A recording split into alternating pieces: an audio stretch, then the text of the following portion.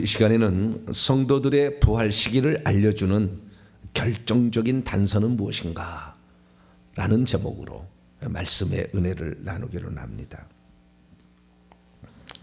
성경 말씀 가운데 가장 풀기 어렵고 다양한 견해를 갖고 있는 주제는 종말론입니다. 종말론 때문에 이단이 많습니다. 특히 요한계시록 가지고 장난을 칩니다. 요한계시록은 풀기도 어렵고 해석하기도 어렵기 때문에 이단들이 대부분 다 요한계시록 갖고 장난칩니다. 그러니까 요한계시록을 제대로 뚫지 못하면 이단에게 넘어가게 돼 있어요. 대한민국의 성도 가운데 신천지나 하나님의 교회나 막 이런 이단들, 정명석이나 막 이런 사람 있잖아요. 그런 이단들에 넘어간 숫자가 200만 명이 된다고 그래요. 이번에 정명석 그 사건을 통해서 말도 안 되는 일들이 일어나고 있는데 거기에는 변호사, 국회의원, 그런 사람까지 연루돼 있다 했잖아요. 연예인 막 다 이런 게 있다 하잖아요. 이게 박사, 변호사, 검사 이런 사람들이 있다는 거예요. 네. 그래서 우리가 이런 걸 볼 때 좀 많이 각성을 해야 됩니다. 무섭다고 잘못 해석한다고 요한계시록을 읽어보지도 못하게 하고 그렇게 하니까 이단들은 자꾸 그걸로 설치고 이렇게 하는 거지 않습니까? 그래서 정통교회에 속한 우리가 온전한 성경 해석을 이렇게 해 나가면서 이단에 빠지지 않도록 미연에 방지할 수가 있는 거죠.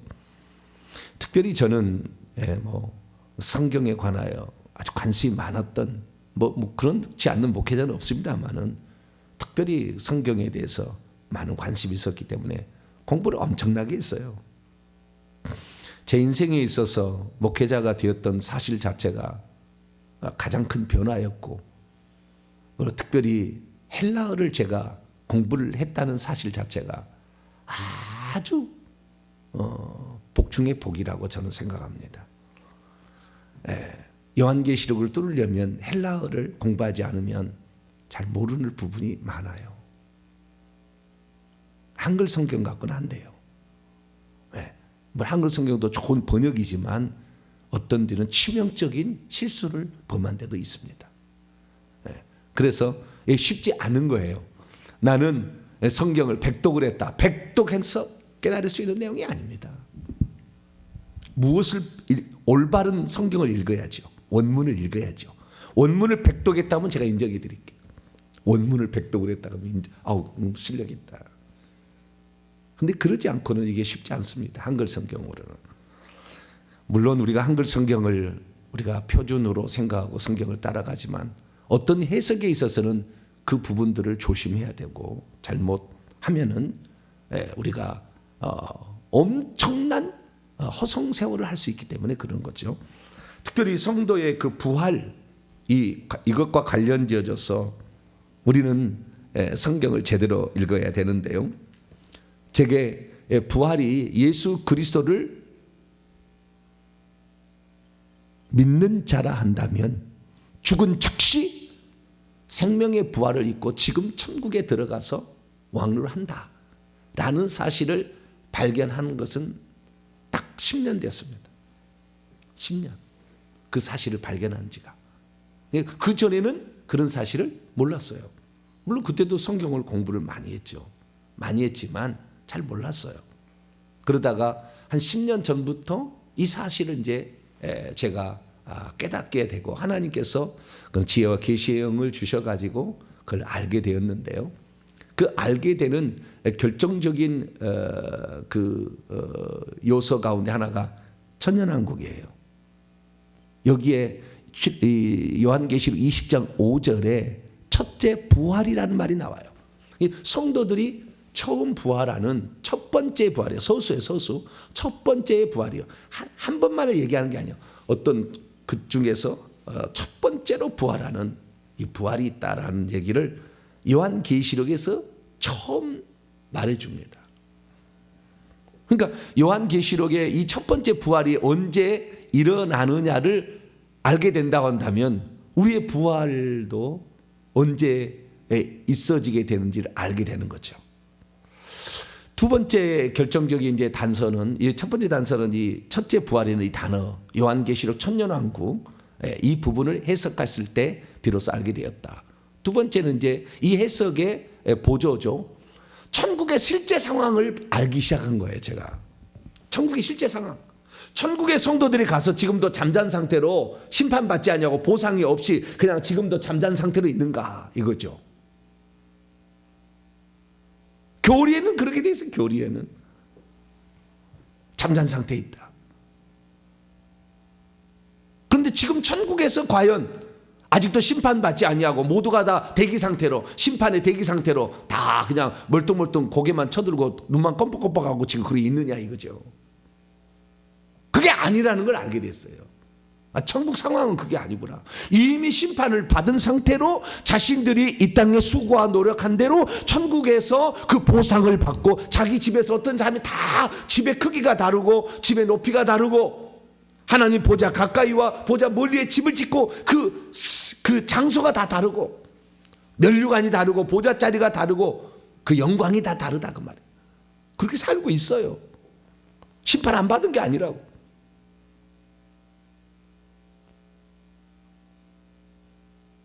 예전에는 백보자 심판에서 모든 것이 심판받는다. 예수님께서 재림하시고 하늘에 보좌를 펼치는데 그 보좌, 흰 보좌에 앉아서 심판한다.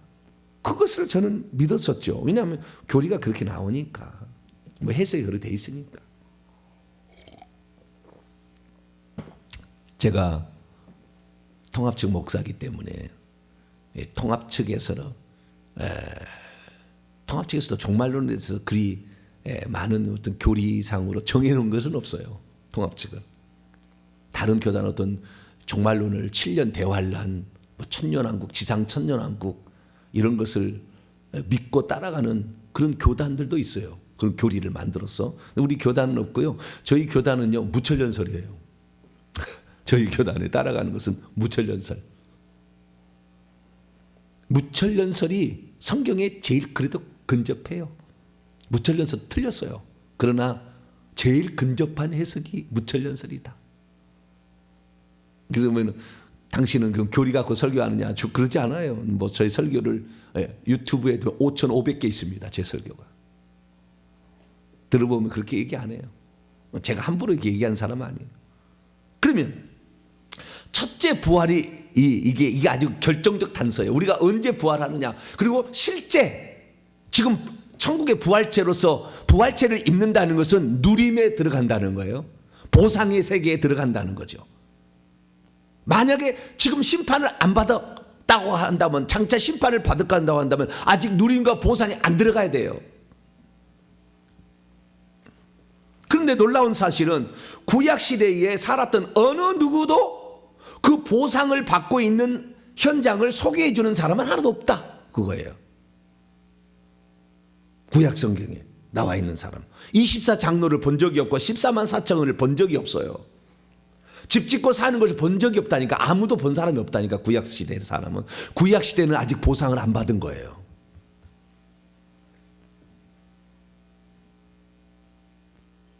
그런데 사도 요한이 이 요한계시록을 쓸 때 AD 95년경, 그러니까 예수님이 죽고 약 65년 정도 지난, 60에서 65년 정도 지난 시점에는 이미 24장로가 선정되어 있었고 14만 4천 명이 거의 다 찬 상태에 있었고, 그때는 거의 다 찬 건 아니겠네요. 이때는 14만 4천석에 많은 자리가 비어있지만 그 장소가 이미 설정되어 있었고, 그리고 그 전에 천국에 들어간 수천 수억의 사람들이 종려나무 가지를 흔들고 예배드리는 장면이 나와요.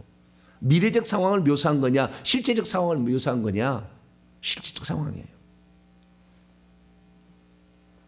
그래서 우리는 실제적 상황하고 요한계시록과 그 다음에 성경 전체를 통해서 우리는 성도가 언제 부활할 것인가를 알 수가 있다는 거예요. 그런데 많은 성도들이 이 부활에 관한 진리의 말씀이, 부활에 관한 그 시기에 관하여 말씀이 기록된 말씀으로는 고린도전서 15장과 데살로니가서 4장의 말씀이에요. 근데 그 말씀은 예수님이 재림하고 그리고 부활을 입는다고 돼 있어요. 그러니까 그 말만을 우리가 알게 된다고 한다면 예수 재림하고 부활체를 입는다 이렇게 말할 수밖에 없다고요. 자, 한번 볼까요? 자, 고린도전서 15장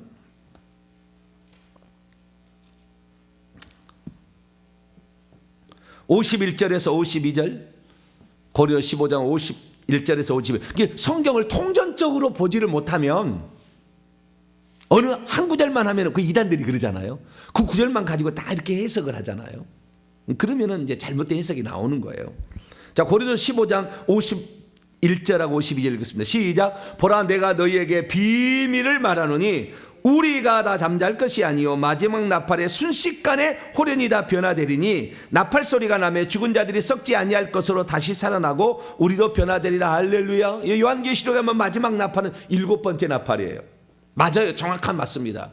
7번째 마지막 나팔 소리와 함께 마태복음 24장에도 주님 오신다고 그랬다고요. 하나님의 나팔로 친히 하늘로 쫓아 강림하신다고 그랬다고요. 나팔 소리가, 여러분, 그래서요 우리의 영적 감각이 나팔 소리를 들을 수 있어야 돼요. 지금도 연습하고 있습니다. 나팔 소리가. 아는 사람은 압니다. 그 정도 감각이 돼야 돼요. 아무것도 들리지 않는다. 물론 영의 감각을 빨리 살려야 되겠지만, 근데 그 나팔이, 마지막 나팔이 맞아요. 그러면은 여기에서 언제 그러면은 주님이 오시고 우리가 변화되느냐? 마지막 나팔의 순식간에 호련히 변화된다 이렇게 돼 있잖아요. 그러니까 마지막 나팔은 예수 재림 때에 있을 사건이니까 당연히 예수 재림 때에 부활이 일어난다라고 정의를 한 거예요. 이걸 가지고. 근데 결론부터, 제가 복잡하니까 결론부터 말씀드리면, 사도 바울이 이 고린도전서를 쓸 때는 AD 55년경이었는데 이 55년경은 예수님이 돌아가시고 30년에 돌아가셨으니까 25년 정도 지난 시점에 쓴 거예요. 쓴 건데 이 시점에 사도 바울은 자기가 살아있을 때에 주님이 오실 줄 믿고 있었어요. 정말이. 그래서 고린도전서 7장이나 11장 읽어보면 시집가지 마라. 뭐라고요? 시집가지 마라고 나왔다니까. 왜 그 말은 그러면 그대로 문자적으로 해석을, 문자적으로 안 따라가는데 시집 보내지 말아야지. 왜? 주님이 올 때가 가까웠기 때문에 결혼하면 남편을 기쁘게 한다 이렇게 한다는 거예요. 그래서 주님만 바라보지 않는다는 거예요. 여자는 교회에서 잠잠하라. 머리 문제로 고린도 11장 읽어보면 그러잖아요. 그 여자 교사 없애야지. 교사들 여자 가르치지 말라 그랬으니까. 시대적 상황과 그 다음에 상황, 그 시대의 그 문화적 상황이 다 그 가미된 말도 있다는 말이죠. 성경 중에는. 여기는 뭐냐? 사도 바울이 자기 살아 생전에 주님이 올 줄 생각하고 쓴 거예요. 그러니까 자기 생전에 살아서 온다는 걸 어떻게 하냐? 우리라는 표현에 대해서 우리. 자, 보겠습니다. 51절. 보라, 내가 너에게 말하니 우리라는 것은 나를 포함하는 사람이잖아. 나를. 우리라는 표현은 나와 너를 합쳐서 우리라고 그러잖아요. 우리가 다 잠잘 것이 아니요 마지막 나팔에 순식간에 호련히 변화될 것이다. 나팔 소리가 나며 죽은 자들이 썩지 아니할 것으로 다시 살아나고 우리도 변화되리라.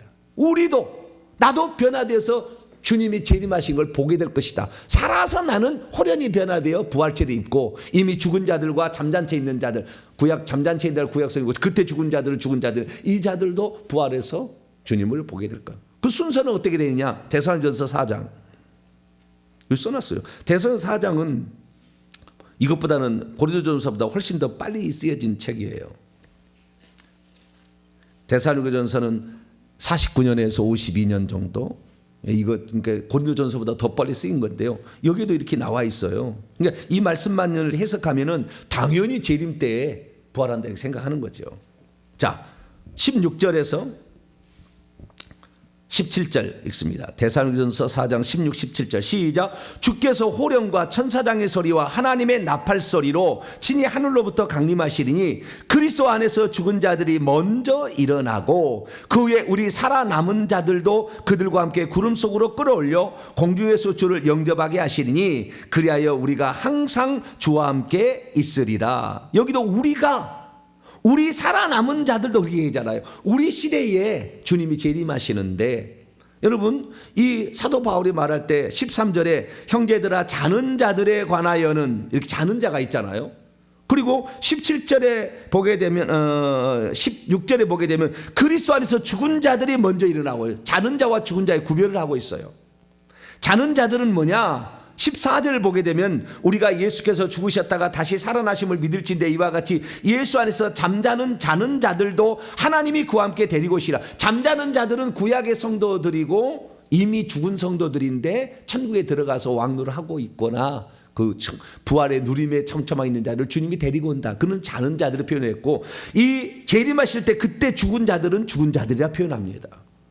근데 여기에서 그리스도 안에서 죽은 자들이 뭐냐? 그러니까 그 예수님이 재림하실 때 그때 죽은 자들이 먼저 부활을 하고, 살아남아 있는 자, 살아있고 남아있고 아직 육체가 안 죽은 자는 호련히 그냥 죽지 않냐고 변화체로 돼서 바로 올라가서 공중에서 주님을 영접하게 되는데, 그때 호련히 변화돼 살아있고 남아있는 자를 우리라고 표현한다. 우리 살아있고 남아있는 자들이 주님이 공중에 끌어올려져 가지고 두 번째로 부활해 가지고 항상 주님과 함께 있을 것이다. 이렇게 얘기하므로 그리스도의 재림과 동시에 사도 바울은 자기 시대에 주님이 오실 줄 알고 있었기 때문에 이렇게 말했다 거예요. 그런데 그가 죽기 전에 쓸 말을 어떻게 되냐? 자, 디모데후서 보세요. 디모데후서 4장.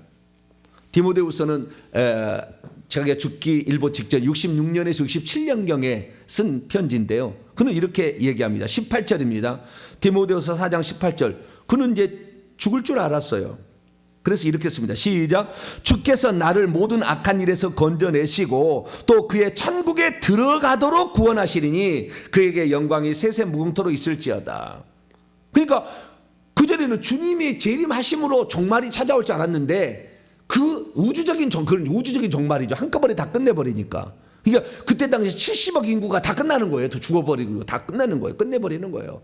죽여버리든지 불신자들은 죽여버리든지 산자들은 호련히 변화되든지 이렇게 해서 종말이 맞이하게 되는데, 우주적인 부활인데 이때는 뭐예요? 개인적 부활로 바뀐 거예요. 죽을 때는 내가 그분의 천국에 들어가도록 주님 구원할 거야. 그러니까 개인적 종말을 먼저 맞는다는 걸 알게 된 거예요. 아, 내 때 주님이 안 오시는구나. 내가 이제 천국에 들어가는 거는구나. 그래서 우리는 우주적인 종말과 개인적 종말을 구별할 줄 알았어야 되는 거예요. 그러니까 예수 재림 때 일어날 부활은 우주적인 종말이에요. 끝내버려서. 그래서 이제는 이제 불태울 건 불태우고 데려갈 건 데려가고 쓰레기는 쓰레기 속장을 하고 이렇게 한다 그거죠. 근데 이것을 개인적 종말, 우주 종말이 오기 전에 먼저 우리는 개인적 종말을 다 맞이하잖아요. 주님 오시지 않으니까. 앞으로도 언제 오실지 모르겠지만. 그래서 개인적 종말로 가서 그때 자기는 뭘 할 줄 알았냐? 보상을 받을 줄 알았어요. 자, 디모데후서 4장 7절 8절 읽습니다. 시작.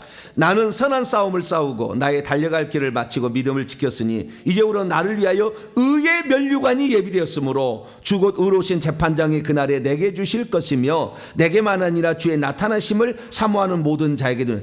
재판장이 의로우신데 내가 죽는 날 재판하신다 그 말이에요. 그래서 면류관을 씌워준다 이렇게 얘기했다. 보상이 있다라는 거. 내가 들어가면 나는 면류관 쓰겠다라는 걸 알게 됐다는 거예요. 그러니까 개인적 종말을 우주적인 종말로 연계해서 우주적 종말만 인정해버리면 예수는 재림 때 부활한다 이렇게 생각한다는 거예요. 그런데 주님이 재림하시기 전에 개인이 죽잖아요. 그럼 우리가 천국에 가서 심판도 안 받고 어느 그냥 구석에 가서 그냥 기다리고 다 있습니까? 너 언제 왔어? 1000년 전에 죽었구나. 들어왔구나. 아이고 나는 이제 신참댁입니다. 근데 아직까지 뭐 하고 있어요? 심판 받을 때까지 기다리고 있어. 그래요? 아, 그래. 언제까지 기다려야 돼? 몰라, 나도. 그러고 있습니까? 천국에? 가보시라고. 빨리 기도하셔서 영성이 뛰어나셔서 입신해서 천국에 가보세요. 당신 누구요? 나는 베드로요. 오, 베드로십니까? 근데 왜 여기 있습니까? 아니, 아직 심판을 안 받았어. 그래서 나도 기다리고 있어. 영화를 찍으면 그러지 않아요. 감히 범접할 수 없는 영광 가운데 있어요, 베드로. 그러면 그 부활이 죽은 즉시 일어난다를 어떻게 아느냐? 이 요한계시록에 나와 있는 이 첫째 부활이 알려준다. 부활이라는 말, 언제 성도가 부활하는지 알려준다고 말. 첫째 부활이 있다는 것은요, 둘째 부활이 있다는 거 아니겠어요? 그렇잖아요. 그래서 개인적 부활을, 결론부터 얘기하면 개인적으로 주님이 재림하기 전에 개인적으로 죽어서 부활체를 입고 가는 것을 첫째 부활이라고 얘기를 하고, 주님이 재림하실 때 한꺼번에 전 우주를 해서 성도들 가운데 알곡 성도를 추수하는 그 부활을 둘째 부활이라고 하기는 그렇습니다. 이거는 둘째 부활하기보다는 첫째 부활은 이렇게 되는 거예요. 첫째 부활은 개인적으로 부활하는데 우주적으로 부활하는 것은 아무래도 둘째 부활에 속한다고 봐야 되겠네요. 우주적 부활이니까. 예수님이 먼저 부활체를 입었고 그 부활의 첫 열매, 고린도서 15장 20절에 따라서 부활의 첫 열매로 되어 있고요. 그럼 첫 열매라는 건 그때부터 추수가 일어난다는 거예요. 다 익었어. 근데 맨 처음에 이것이 먼저 한 단으로 먼저 드려지는 거죠. 예수님이 먼저 마리아야 만지지 말라. 내가 아직 아버지께 올라가지 않아서 한 단의 추수로 내가 아직 드려지지 않았다. 내가 부활의 첫 열매로 드려진 다음에 그 다음에 만져라. 왜? 부활체는 만질 수가 있잖아요. 영은 만질 수 없어요. 영체와 부활체 차이는 여기에 있습니다. 영은 살과 뼈가 없지만 나는 만질 수 있다. 그래서 예수님 안아보기도 하고 발도 붙잡을 수도 있잖아요. 그러니까 구약의 성도들은 진짜 대기 상태에 있었던 거예요. 사실은. 그럴 가능성이 높아요. 그렇다고 확실히 답하기는 곤란하지만, 왜냐하면 한 번도 구약 성도가 구약 시대에 자기가 천국에 갔더니 성도들이 다 집을 짓고 살더라, 이런 얘기 한 사람 없어요. 에스겔, 다니엘, 그 다음에 이사야, 전부 하나님 보좌에 이글거리는 보좌에 아직 예수님 오시기 전의 상태니까 하나님 무서워서 그냥 벌벌벌 떠는 그런 상황은 나와요. 다. 거기 아직 가지도 못했어요. 낙원이라는 곳에 가 있었죠. 그런 상황입니다.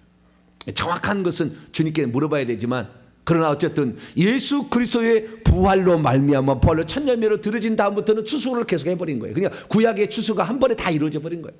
다 이루어지고 그때부터는 개인적 추수가 이제 일어나죠. 이제 익은 곡식 바로 죽으면 바로 추수가 일어난다는 거죠.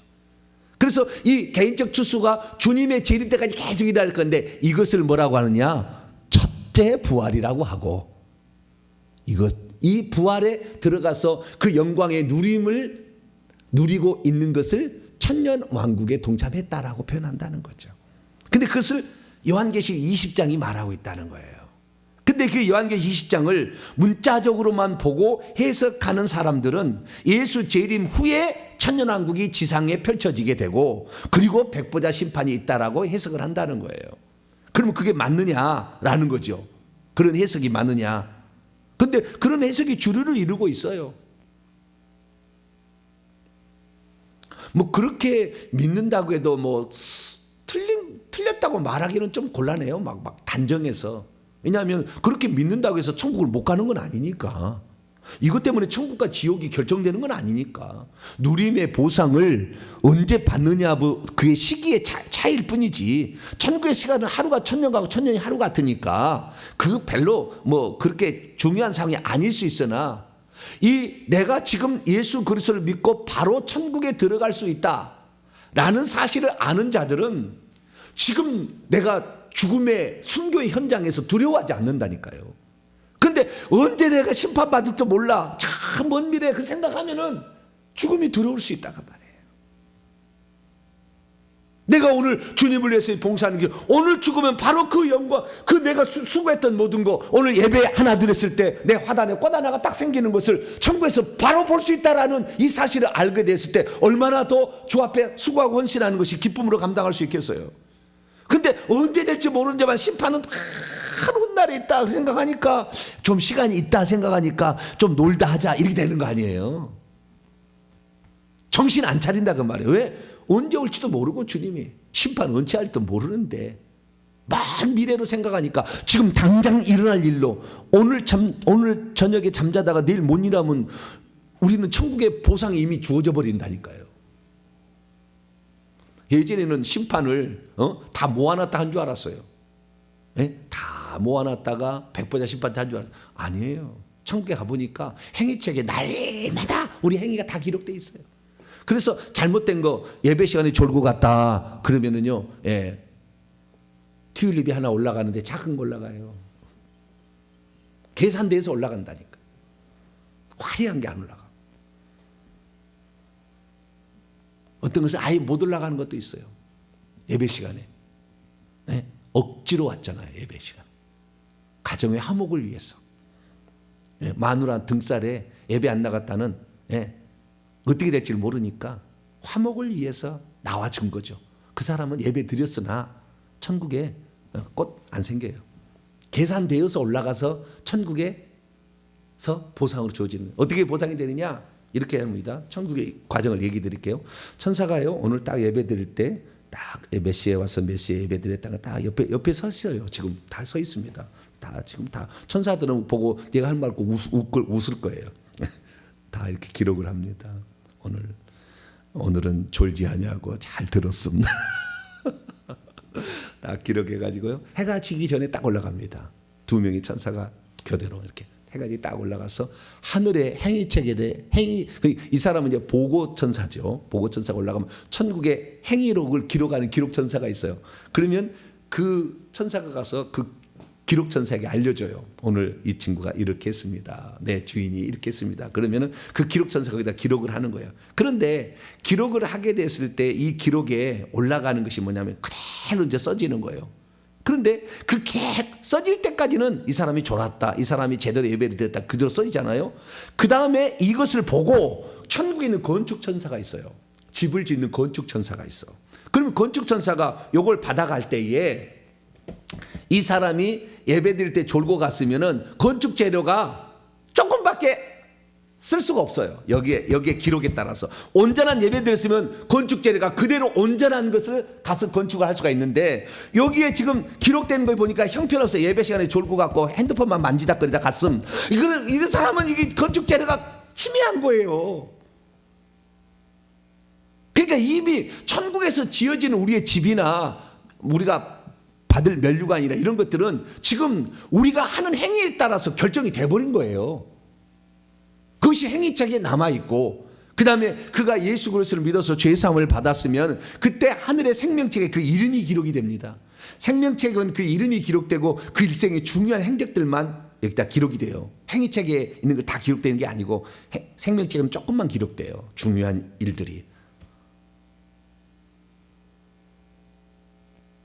그래서 이 행위책에 따라서 천국과 지옥은 결정되는 것이고 행위책에 따라서 우리가 어떤 보상을 받을 것이가 이미 결정되어 있어요. 그러니까 내가 죽을 때는 다시 계산할 일이 없다고 이미 계산돼서 다 진행되고 있는 상태에 있는 거예요 지금. 그런데 우리가 천국에 들어가게 되면 그냥 잠자는 상태로 있다가 베드로 사도 바울 몇 년 돼서 2000년 기다렸어? 아이고 많이 기다렸네. 이러지 않는다니까.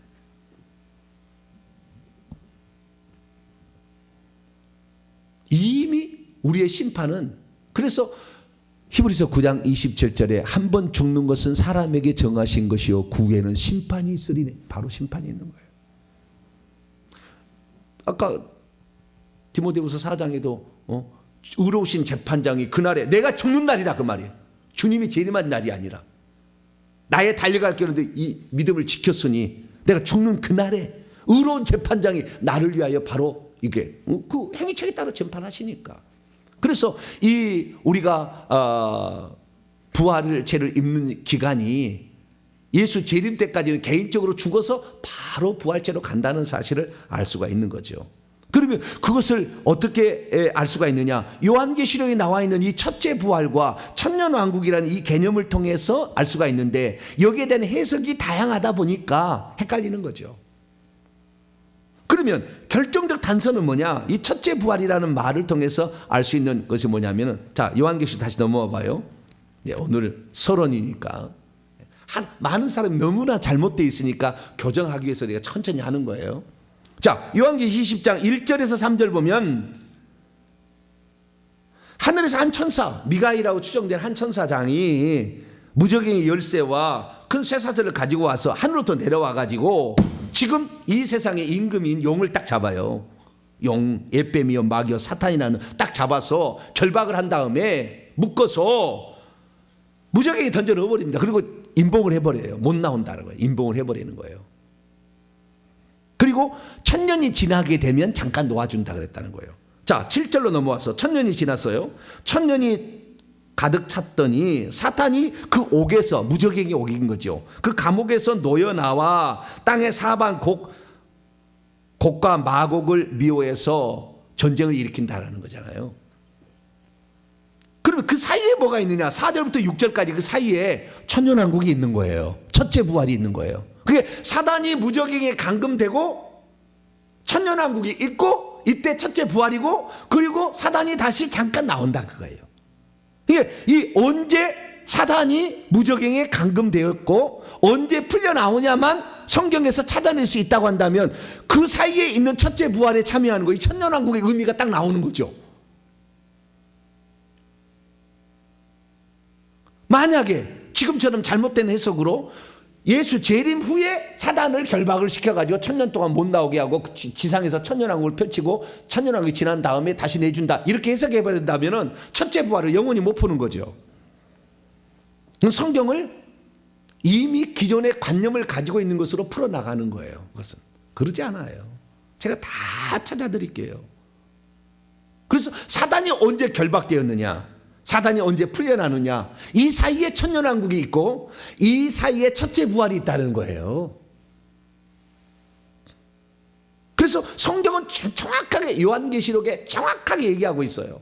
언제 사단이 하늘에서 쫓겨났고 이 세상에 임금하다가 언제 무적에게 쳐들어가서 아직까지 못 나오고 있는지를 요한계시록에 다 설명해 놨어요. 주님이 다. 그래서 우리는 그 요한계시록, 지금부터 제가 6년 전에 이 요한계시록 강의를 했는데요, 그때 다 제가 풀어놨어요. 그래서 저희 교회 홈페이지로 하시면 요한계시록 강의가 나와요. 여기에 천년왕국이 부분이 나옵니다. 그걸 들어보시면 더 잘 알 수가 있어요. 그런데 오늘은 제가 이 말씀까지만 하겠습니다. 사단이 감금된 게 예수 그리스도의 죽음, 그때 감금이 됐어요. 그리고 지금까지 못 나오고 있어요. 사단이 만약에 지금 지상에 올라와서 활동한다고 한다면 어마어마한 일들이 있을 거예요. 보통 능력자가 아니에요. 지금 지옥에 가서 보고 온 사람이 다 알아요. 실상을. 사단이 지옥에서 못 나오고 있구나, 감금돼 있구나, 다 알아요. 실상이 그렇다, 실상이. 지금 이 지구상에 사탄이 올라와서 돌아다니지 않는다니까요. 그 밑에 있는 부하들, 귀신들이 올라와서 돌아다니고 좀 높은 계급의 부하들이 올라와서 돌아다니고 있지, 사단이 올라오지 못하고 있어요. 천국과 지옥을 실제로 갔다 오면 알아요. 근데 한 번도 실제를 모르니까 그냥 자기의 해석을 하는 거라, 그냥. 그러지 않다. 이 중요한 사항 내일 계속해서 이어갈 텐데요.